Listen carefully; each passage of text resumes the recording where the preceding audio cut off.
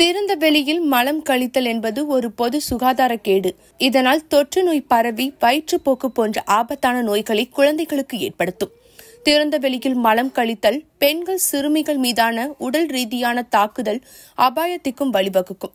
கழிப்பறை இல்லாத வீடுகளில் அவர்கள் தங்கள் இயற்கை உபாதையினை நீக்க இருள் வரும் வரை காத்திருக்க வேண்டிய நிலை இருந்தது.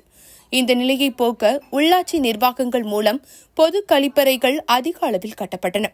அதன்படி தஞ்சை செங்கலாட்சியம்மன் கோவில் தெருவின் பொது கழிப்பறை கட்டப்பட்டது.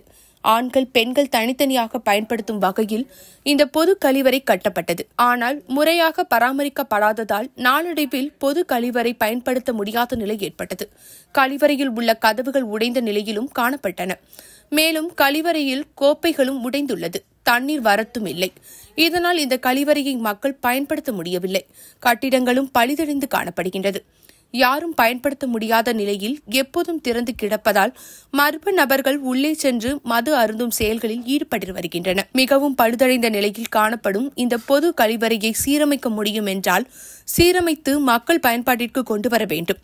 சீரமைக்கப்பட முடியாத நிலை என்றால் பொது கழிவறையை அப்புறப்படுத்திவிட்டு புதியதாக கழிவறை கட்ட நடவடிக்கை எடுக்க வேண்டும் என பொதுமக்களின் எதிர்பார்ப்பாகும்.